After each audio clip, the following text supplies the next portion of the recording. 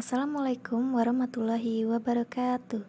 Perkenalkan, nama saya Maudi Dwi Pratiwi, NPM 5021161, kelas 4E, Prodi PGSD.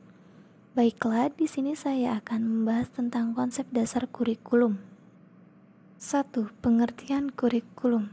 Kurikulum secara umum, perangkat mata pelajaran yang terdiri atas program studi yang diberikan oleh suatu lembaga penyelenggara sistem pendidikan secara terpadu.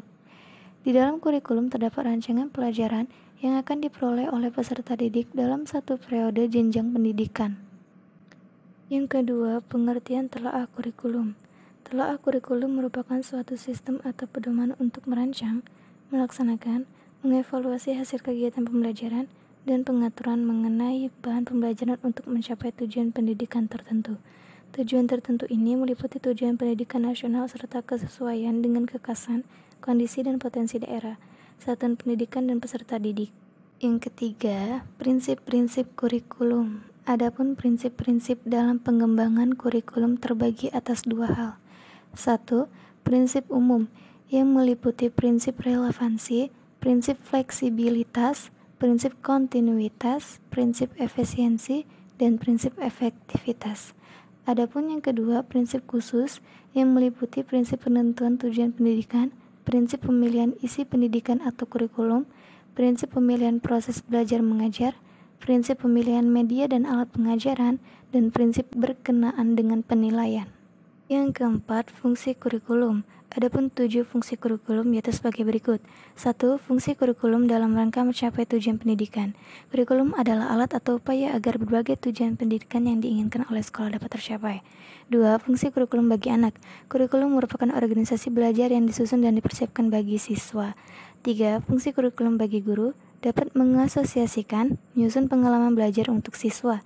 4. Fungsi kurikulum bagi kepala sekolah dan pembina sekolah sebagai pedoman dalam mengadakan fungsi supervisi.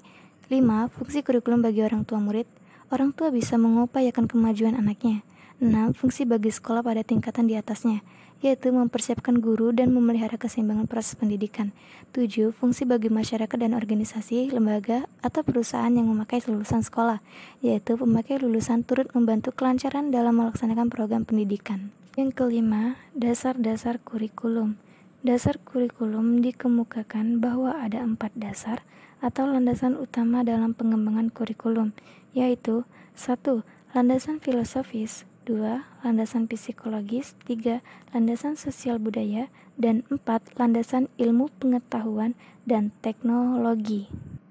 Yang keenam, tujuan kurikulum. Berdasarkan UU Sisdiknas tersebut, maka dalam skala makro, tujuan dibuatnya kurikulum adalah agar menjadikan suatu masyarakat yang dicita-citakan. Namun, dalam skala mikro, tujuan dibuatnya kurikulum lebih berfokus dengan visi dan misi sekolah serta tujuan-tujuan yang lebih sempit, seperti tujuan setiap mata pelajaran dan tujuan proses pembelajaran. Yang ketujuh, relevansinya dengan standar nasional pendidikan.